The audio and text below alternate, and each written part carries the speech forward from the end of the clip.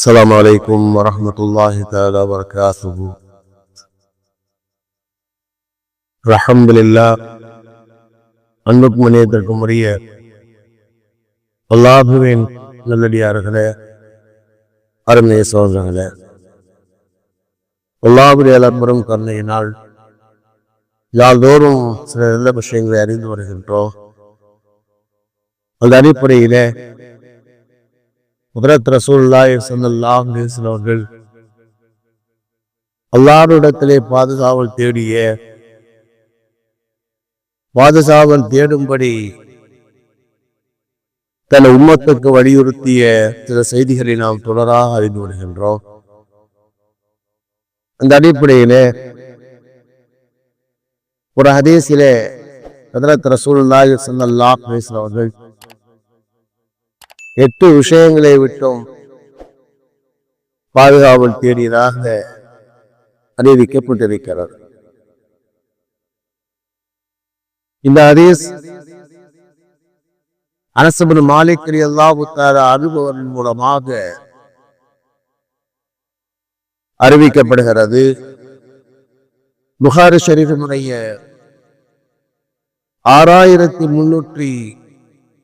6367வது ஹதீஸாக பதிவு செய்யப்படுகிறது. இன்னும் சில கிதாபுகளிலே இவ்வாறும் பதிவு செய்யப்படுகின்றது. என்னவென்றால், ஹஜ்ரத் ரசூலுல்லாஹி ஸல்லல்லாஹு அலைஹி வஸல்லம் அவர்கள் ஒரு நாள் பள்ளிக்கு வருகிறார்கள். தொழுகை இல்லாத நேரத்திலே பள்ளிக்கு வருகிறார்கள். அப்போது அபூ உமாமத்துல் பாஹிலி ரலியல்லாஹு தஆலா அன்ஹு என்ற சஹாபி பள்ளியிலே அமர்ந்திருக்கிறார்கள். பெருமானார் ஸல்லல்லாஹு அலைஹி வஸல்லம் கேட்டார்கள், தோழரே, தொழுகை இல்லாத நேரத்திலே பள்ளியிலே அமர்ந்திருக்கின்றீர்களே, என்ன காரணம் என்பதாக கேட்டார்கள். அப்போது அபூ உமாமத்துல் பாஹிலி ரலியல்லாஹு தஆலா அன்ஹு சொன்னார்கள், அல்லாஹ்வுடைய தூதரே, கவலையும் கடனும் தான் என்பதாக சொன்னார்கள். கவலையும் கடனும் தான் என்பதாக சொன்னார்கள். அப்போது ரசூலுல்லாஹி ஸல்லல்லாஹு அலைஹி வஸல்லம் அவர்கள் இந்த துஆவை கற்றுத் தந்தார்கள் என்பதாகவும், இந்த துஆவை ஓதி வந்த அபூ உமாமத்துல் பாஹிலி அவர்கள் சில நாட்கள் கழித்து பெருமானாரிடத்தில் அல்லாஹ்வுடைய தூதரே, இந்த துஆவுடைய பரக்கத்தால் என்னுடைய கடனும் கவலை நீங்கிறது என்பதாக ஸல்லல்லாஹு அலைஹி வஸல்லம் கூறியதாக நூல்களிலே பதிவு செய்யப்படுகின்றார். அந்த துஆ என்னவென்றால், ஹஜ்ரத் ரசூலுல்லாஹி ஸல்லல்லாஹு அலைஹி வஸல்லம் அவர்கள் அல்லாஹ்விடத்திலே இப்படி ஒரு துஆவை செய்தார்கள். அல்லாஹும்ம இன்னி அஊது பிக்க மினல் ஹம்மி வல் ஹஸனி. யா அல்லாஹ், உன்னிடத்திலே கவலையை விட்டும் துக்கத்தை விட்டும் பாதுகாவல் தேடுகிறேன். புகாரி ஷரீஃபினுடைய 6369வது ஹதீஸ் பதிவு செய்யப்படுகின்றது. 67வது ஹதீஸை பற்றிய விளக்கம் உங்களுக்கு இன்ஷா அல்லாஹ் நாளை நான் கூறுகிறேன். என்ன துஆ என்றால், அல்லாஹும்ம இன்னி அஊது பிக்க மினல் ஹம்மி வல் ஹஸன். யா அல்லாஹ், கவலையிலிருந்தும் துக்கத்திலிருந்தும் உன்னிடத்திலே பாதுகாவல் தேடுகிறேன். வல் அஜ்ஸி வல் கஸலி, சோம்பேறித்தனத்திலிருந்தும் இயலாமையிலிருந்தும் பாதுகாவல் தேடுகிறேன். அஜ்ஸ் என்றால் இயலாமை, கஸல் என்றால் சோம்பேறித்தனத்தை விட்டு பாதுகாவல் தேடுகிறேன். வல் ஜுப்னி வல் புஹ்லி, கோழைத்தனத்திலிருந்தும் கஞ்சத்தனத்திலிருந்தும் பாதுகாவல் தேடுகின்றேன். வதலகி தைனி வகலபத் ரிஜால், கடன் சுமையிலிருந்தும் மனிதர்களின் அடக்குமுறைகளிலிருந்தும் உள்ளத்திலே பாதுகாவல் தேடுகிறேன். 8 விஷயங்களை விட்டும் இங்கே பாதுகாவல் தேடப்படுகிறது. ஹம்மி வல ஹசன் என்றால் கவலையிலிருந்தும் துக்கத்திலிருந்தும் பாதுகாவல் தேடுகிறேன். அஜிசி வல் கசல் என்றால் அஜிசி என்றால் இயலாமையிலிருந்தும் சோம்பேறித்தனத்தை விட்டும் பாதுகாவல் தேடுகிறேன். அதுபோன்று ஜுபுனி வல் புகழ் என்றால் கோடைத்தனத்தை விட்டும் கஞ்சத்தனத்தை விட்டும் பாதுகாவல் தேடுகிறேன்.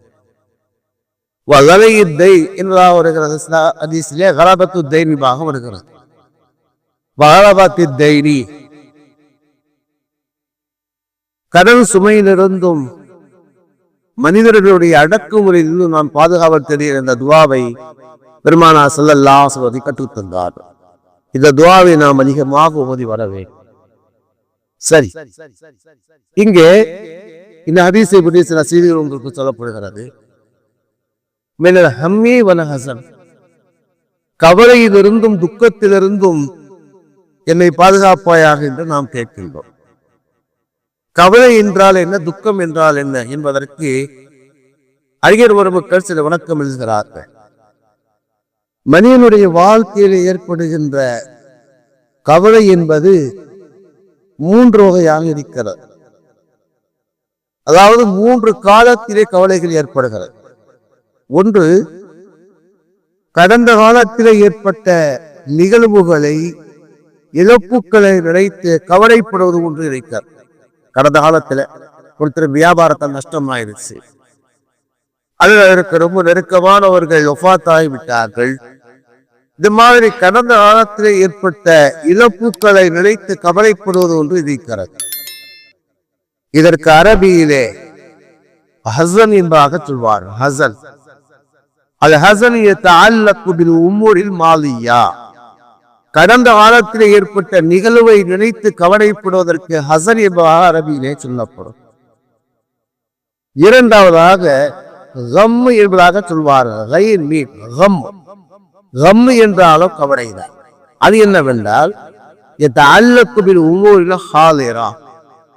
நிகழ்காலத்திலே ஏற்படுகின்ற சில நிலைகளை நினைத்து கவலைப்படுதல். இப்ப நிகழ்காலத்துல ஒருத்தருக்கு உடம்பு சரியில்லாம இருந்துச்சு, இப்ப கவலைப்படத்தான் செய்வார். என்ன ஆச்சு, நல்லா தானே இன்னும் உடம்பு சரியில்லாம ஆயிடுச்சு, இது எப்ப சௌரியமாக திரும்ப வேலைகளை எப்ப போய் பார்த்துறது, பொருளாதாரத்திலே நிகழ்காலத்திலே ஒரு இழப்புக்கு ஏற்பட்டது, இப்ப ஏற்பட்டுருச்சு என்பதாக நிகழ்காலங்களிலே ஏற்படுகின்ற நிகழ்வுகளை நினைத்து கவலைப்படுது. இப்ப நம்ம நிகழ்காலத்தில் நம்முடைய பிள்ளைங்க சரியில்லாம ஆயிட்டாங்க, எல்லாம் பாதுகாக்க ஏதாவது உதாரணத்துக்கு தான். அவன் நிகழ்காலத்தினுடைய பிள்ளைகள் சொல்றதை கேட்க மாட்டேங்கிறாங்க. இப்ப நிகழ்காலத்தினுடைய கவலைகள், இதற்கு அரபியிலே ஹம் என்பதாக சொல்வார். மூன்றாவதாக ஹம் என்பதாக சொல்வார். ஹே ஹே மீ ஹம் என்றால் இதன் ஹதீஸ்ல வருகிறது. முதல் விஷயம், மூணாவது விஷயம் தான் ஹதீஸ்ல வருகிறது.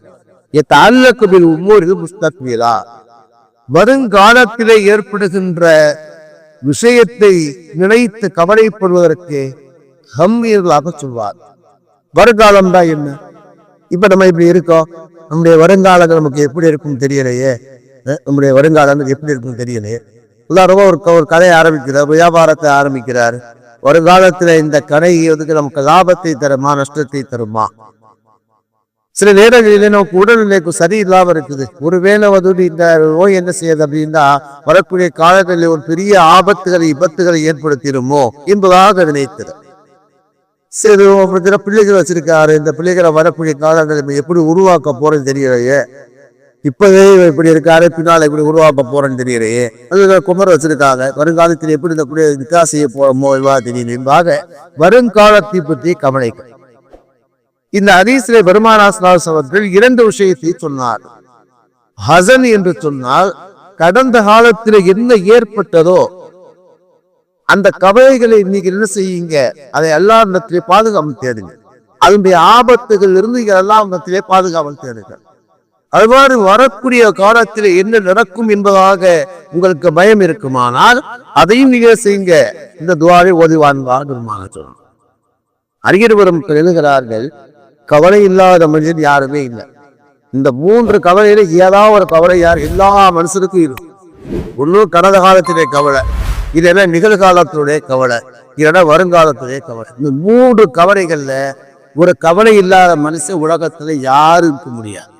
ஆனால் இந்த கவலைகளுக்கு அருகிருப்புற மக்கள் 5 விஷயங்களை தீர்வாக கூறுகிறார்கள்.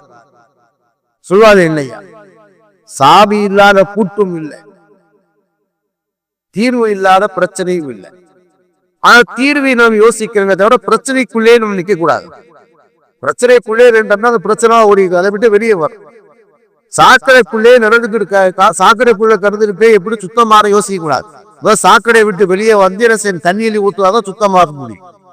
அதாவது இஸ்லாமிய மார்க்கம் எப்படிப்பட்டது என்று சொன்னால் அழகா ஒரு அறிஞர் சொல்லுவா, இருள் என்பதாக சொல்லாதே, ஒரு வெளிச்சத்தை ஏற்றி ஒரு ஒளியை ஏற்று இருள் தூரமாக உள்ளதாக. பொதுவாக மனிதர்கள் பிரச்சனைகளை பற்றியே பேசுவார்கள். ஆனால் இஸ்லாமிய மார்க்கம் தான் அதுக்கு தீர்வை சொல்லியே பேசும். பிரச்சனையை சொல்லி தீர்வை சொல்லும். எல்லா மனுஷருக்கும் கவலைகள் இருக்கத்தான் செய்யும். இந்த கவலைக்கு அறிஞர் வரும் மக்கள் 5 வகையான விஷயத்தை பதிலாமல் முதலாவது சொல்றாங்கன்னா அல் இக்ஸாரு மின் திக்ரில்லா, அதிகமா அல்லாஹ்வை திக்ர் செய்யும். ஏன்னா இந்த மூளை இருக்கு, எதுவாங்க இந்த மூளை வந்து சும்மாவே இருக்காது, எதையாவது யோசிச்சுட்டே இருக்கு. நம்ம தனியா உட்கார்ந்தோம்னா எதையாவது யோசனை, ஒன்னும் கடந்த காலம், இல்லைன்னா நிகழ்காலம், இல்ல வருங்காலம், எதையாவது யோசிச்சுட்டே தான் இருக்கு. அப்ப இந்த சிந்தனையை மாற்றுவதை கொண்டு அது வந்து என்ன செய்யும், அந்த மாற்று சிந்தனைக்கு அது போயிடும். சிந்தனை வேற பக்கம் மாத்திட்டோம்னா அந்த சிந்தனை வேற பக்கம் அது இன்னொரு, அதாவது இன்னொரு பிரச்சனைக்கு அந்த இன்னொரு விஷயத்தை சிந்திப்பதற்கு பதிலாக நாம் அல்லாஹ்வுடைய சிந்தனையிலே ஆகிவிட்டோம் என்று சொன்னார், பிரச்சனை தீர்ந்து வரும். அதாவது சொல்றாங்க அப்படின்னா அல் இக்ஸார் விதிக்கிறீங்களா, கவலைகள் தீரணுமா அல்லாஹ்வை திக்ர் செய், அல்லாஹ் திக்ர் செய் என்று சொன்னால் அல்லாஹ் விதிக்கில்லாஹ் தத்மைனா குலூப், அல்லாஹ் விதிக்கில்லாஹ் தத்மைனா குலூப், அல்லாஹ்வை திக்ர் செய்வதன் மூலமாக உள்ளங்கள் அமைதி அடைகிறது என்பது அல்லாஹ்வுடைய வாக்கு. இரண்டாவது, பெருமானார் ஸல்லல்லாஹு அலைஹி வஸல்லம் அதிகமாக ஸலவாத் கூறுவது. என்று சொன்னா உபை இப்னு கஅப் என்ற சஹாபிக்கு பெருமானார் கற்றுத் தந்தார்கள். அதிகமா நீங்க என்ன செய்ய ஸலவாத் சொல்லுங்க என்பதாக. பெருமானார் அவர் வருகின்றார், சொன்னார் அல்லாஹ்வுடைய தூதரே, என்னுடைய துஆ செய்வதற்காக வேண்டி ஒரு நேரத்தை நான் ஒதுக்குகிறேன், அதிலே கான்வாசி நேரம் சரத்துவதற்குமா என்பதாக. காசு சலவாத்து வடி முக்காவாசியார் கோஸ். பெருமானார் சொன்னாங்க, இன்னும் கொஞ்சம் அதிகமாக்கினா உனக்கு நல்லது. ஒரு பாதி ரசூலா அதே பேர சொல்லுவாங்க, முக்காவாசி அதே பேர சொல்லுவாங்க. அல்லாஹ்வுடைய தூதர் முழுமையா சலவாத் ஓதிக்கிட்டே இருக்கவா என்பதாக. பெருமானார் சொல்லுவாங்க, இதர் யக்ஃபி ஹம்மக்க வயதஃபிர் தம்பக்க, அப்படி செய்தால் உடைய கவலை தூரமாக பாவங்கள் மன்னிக்கப்படும் தான். கவலை அரச நேரத்தில் பெருமானார் ஸல்லல்லாஹு அலைஹி வஸல்லம் மனதிலே நிறுத்தி, கண்களுக்கு முன்னால் நிறுத்தி கண்ணை மூடிக்கொண்டு ஸலவாத் ஓது, எல்லாம் பிரச்சனை தீரும். அனுபவ உண்மைகள் அது. அல்லாஹ்வுடைய திக்ரை கொண்டு ஸலவாத்துகளை கொண்டு தீராத பிரச்சனைகள் அல்ல. இரண்டாவது. மூன்றாவதாக எழுதுகின்றார்கள் கிராஅத்துல் குர்ஆன் கரீம், குர்ஆனை ஓதுங்க. ஏன்னா அல்லாஹ் கூறுகிறான், என்ன அல்லாஹு தஆலா கூறுகிறார். இன்னொரு இடத்தில் அல்லாஹு தஆலா இப்படி சொல்வார், ஷிஃபாஉ லிமா ஃபி ஸுதூர், உள்ளத்தின் நோய்களுக்கு நிவாரணம் என அல்லாஹ் கூறுகிறார். குர்ஆன் என்பது ஷிஃபா என்று குர்ஆனிலே அல்லாஹு தஆலா 7 இடங்களிலே கூறுகிறார். 7 இடங்கள்ல குர்ஆன் ஷிஃபான்னு சொல்றான். அது உடம்பு சரியில்லை அப்படின்னா இந்த ஷிஃபாவுடைய 7 ஆயத்தை ஓதி கொடுப்பான். அதிலே எதுக்கு சரி அப்படின்னா ஷிஃபா என்று சொன்னார், அது உடலுக்கும் நோய் நிவாரணம், உள்ளத்துக்கும் நோய் நிவாரணம். தெளிவாகவே எல்லா சொல்வார், ஷிஃபா ஃபி ஸுதூர், உள்ளத்தில் இருக்கிற எல்லா நோய்களுக்கும் எல்லா கவலைகளுக்கும் நோய் நிவாரணம் என்று அல்லாஹ்வுடைய வாக்கு. நாலாவது சொல்றாங்க துஆ, அல்லாஹ்வுடைய துஆ செய். அத்துஆ சிலாபுல் மூமின். பெருமானார் சொல்வாங்க, துஆ என்பது ஒரு மூமினுக்கு அல்லாஹ் கொடுத்த மிகப்பெரிய ஆயுதம். ஓடுகிற நேரத்தில் இந்த துஆ செய்கிற நேரத்திலே பெருமானார் ஹதீஸின் தொடர்ந்து சொன்னார்கள், உடைய வாழ்க்கையில ஏற்பட்ட எல்லா வகையான முசீபத்தை நீக்கக்கூடிய, எல்லா வகையான துன்பங்களை கவலைகளை நீக்கக்கூடியது, எல்லா வகையான ரிஸ்க்குகளை வாழ்வாதாரத்தை இழுத்துக் கொண்டு வரக்கூடியதாக பெருமானார் சொல்வார். அந்த அடிப்படையில் தான் நான் மேலே சொன்ன துஆவை நாம் ஓத வேண்டும். அல்லாஹ்வுக்கு மினல் ஹம்மி வல் ஹஸன், யா அல்லாஹ் கவலையை விட்டு எங்களை பாதுகாப்பாயாக என்று நான் என்ன செய்யணும், அல்லாஹ்விடம் துஆ செய்யணும். ஐந்தாவதாக சொல்றாங்க இஸ்திக்ஃபார், அதிகமாக அல்லாஹ்வுடைய இஸ்திக்ஃபார் செய்யுங்க. ஏனென்று சொன்னால் பல நேரங்களிலே நம்முடைய பாவத்தின் காரணமாகத்தான் கவலைகளின் துக்கங்கள் ஏற்படுகின்றன. அல்லாஹ் இப்னு கையும் கூறுகிறார்கள், மனிதனுடைய வாழ்க்கையிலே கவலைகள் கஷ்டங்கள் ஏற்படுவதற்கு அவருடைய பாவங்கள் ஒரு காரணம்.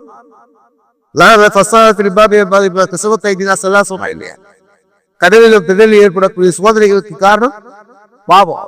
சில நேரங்களுடைய பாவத்தின் காரணமாக ஏற்படுகிறது. ஒமா அசாபத்தமி முசீபத்தின் அல்லாஹ் சொல்வான், உடைய வாழ்க்கையிலே உனக்கு ஏற்படுகின்ற எல்லா முசீபத்துக்கும் காரணமுடைய பாவம் என்று அல்லாஹ் தஆலா சொல்வான். உடைய செயல் அல்லாஹ் தஆலா.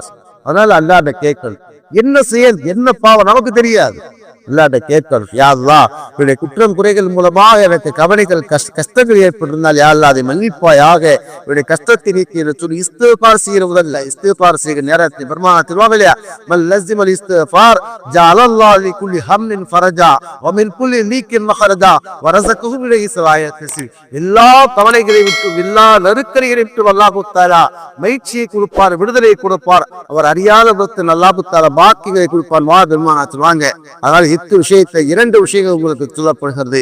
யா அல்லாஹ் என்னை என்ன செய்யறது, கடந்த காலத்தின் கவலைகளை விட்டும் வருங்காலத்தினுடைய கவலைகளை விட்டு வெளியே பாதுகாப்பாயாக என்று அல்லாஹ்விடத்தை துஆ செய்யணும். இன்ஷா அல்லாஹ் உங்களுக்கு நாளை கூட கேட்டவன் இந்த நிக்கலாபம் கூடுதலா சுப்ஹானல்லாஹி சுப்ஹானல்லாஹி வ பிஹம்திஹி லா இலாஹா இல்லா அன்த அஸ்தக்ஃபிருக. ஆமீன். சுப்ஹான ரப்பில் இஸ்ஸத்தி அம்மா யசிஃபூன் ஸல்லல்லாஹு அல்ஹம்துலில்லாஹி ரப்பில் ஆலமீன். ஸல்லல்லாஹு அலைஹி வஸல்லம் ஸல்லல்லாஹு அலைஹி வஸல்லம்.